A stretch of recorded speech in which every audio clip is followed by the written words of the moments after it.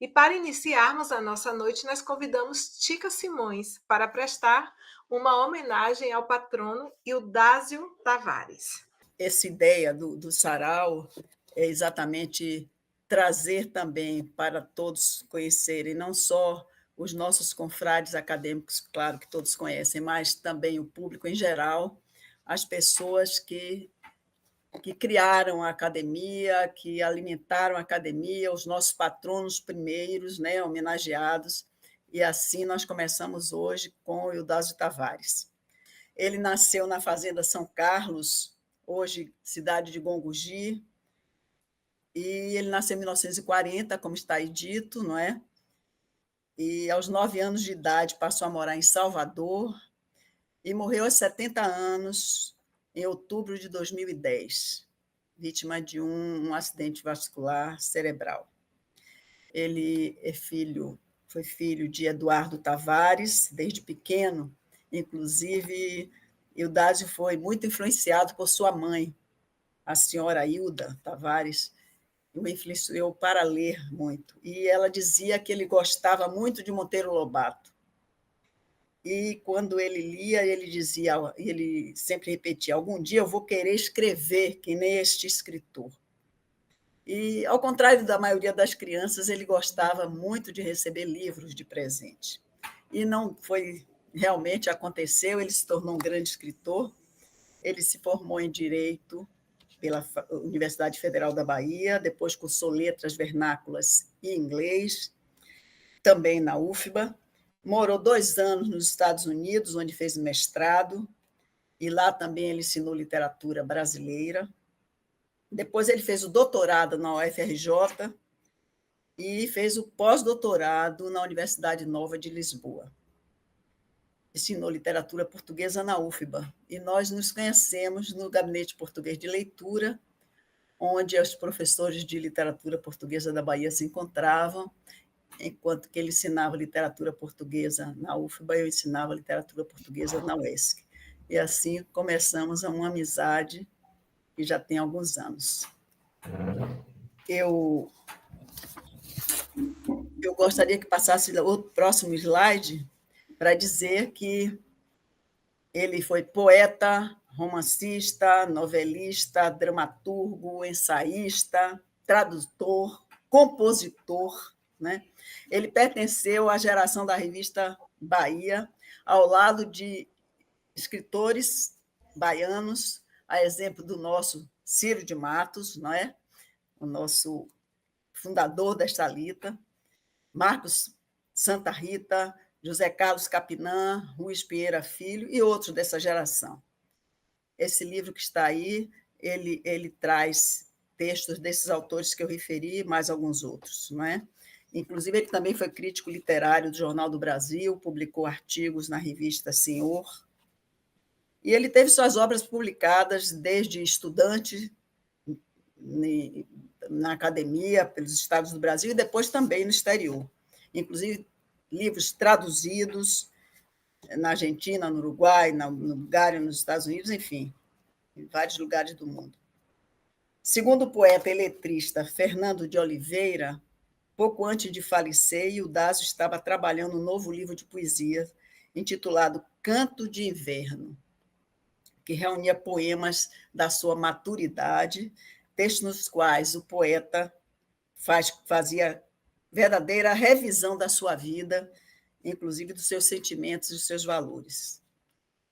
Ele deixou 42 obras publicadas, dentre tantas, eu, claro que pelo tempo também, somente destaco algumas, e procurei destacar mostrando algumas facetas temáticas da sua obra. Então, o primeiro livro de Eudásio foi Somente um Canto, que foi publicado em 1968, e que Otto Maria Carpo, inclusive o grande crítico literário brasileiro, né, já o considerava um dos poetas mais expressivos da literatura contemporânea, brasileira contemporânea, à época. Próximo slide. Então, nesse primeiro livro que eu citei, Somente um Canto, ele publica esse poema chamado Restos, que foi depois, foi tão bem recebido pelos leitores, que ele foi republicado em vários livros, inclusive nesse seleção de poemas, que está aí a capa do livro, Poemas Seletos, que foi uma seleção feita pelo próprio Eudásio Tavares, e ela foi publicada em 1996. E eu coloquei aí para nós lermos juntos, não é? Há um resto de noite pela rua que se dissolve em bruma e madrugada. Há um tédio inevitável que se evola na tênue antemanhã. Há um resto de sonho em cada passo, que antes de ser, se foi, já não existe. Há um resto de ontem nas calçadas, que foi dia de festa e fantasia. Há um resto de mim, em toda parte, que nunca pude ser inteiramente. Depois, o próximo slide, eu vou mostrar para vocês um poema que está no livro Imago. É um livro publicado em 1972 que fala de bichos. Só que entre esses poemas dos bichos há sempre a vigilância do teórico, que foi também Eudásio Tavares. E eu coloquei exatamente esse texto que diz: o teórico da literatura não me deixa fazer poemas, mas de vez em quando eu escapo à sua vigilância severa.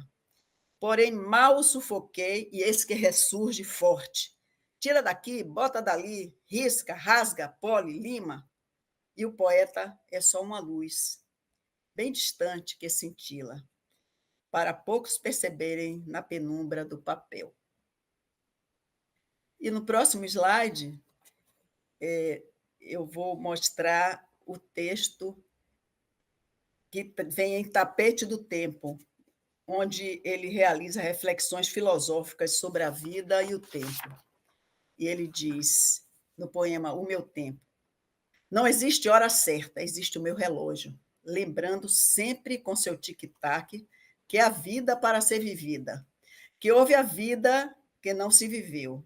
Não importa que o rádio renitente ruja, são tal hora, tal minuto, hora oficial, afinal, que há de oficial na minha vida? Somente quebrando a paz exata deste espaço, levando a minha frente sem retorno, a tic-taquear, meu ser serei, existe o meu relógio.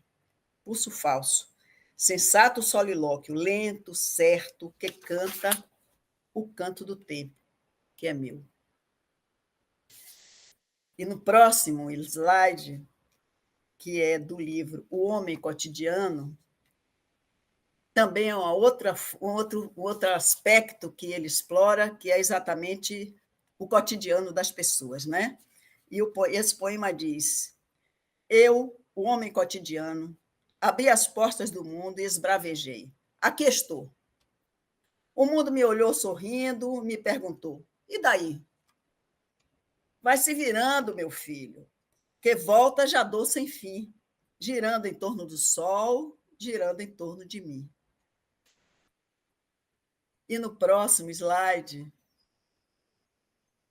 é um livro de contos, e é o livro que eu escolhi foi O Amor é um Pássaro Selvagem.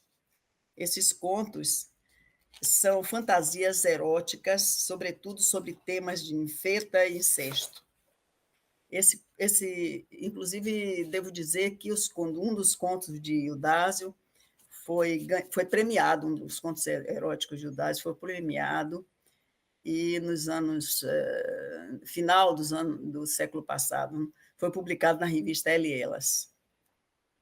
E a seguir, um outro exemplo de gênero que ele abordou, que foi o romance, e aí está uma exemplificação do romance, que é O Domador de Mulheres. Nesse romance, o personagem da Silva, o Watson da Silva, narra para um hipotético ouvinte a história da sua formação sexual. Na adolescência, na Bahia, mulato, lutando para ser branco. Na mocidade, no Rio de Janeiro, as experiências no bordel chamado Refúgio.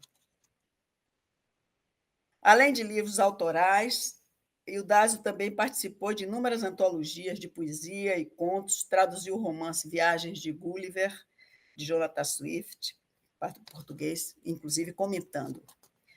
Ainda foi compositor e letrista de música popular, tendo sido pioneiro na música afro nos anos 60, introdutor que foi do ritmo Ijexá, com a música Ossanhe, Bambochê, sucesso nacional e internacional, como Sérgio certamente conhece, o nosso músico, confrade músico.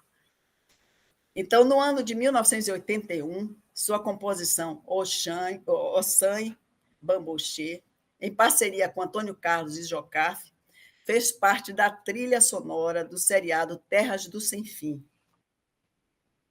na Rede Globo, sendo editada, inclusive, em LP. Né?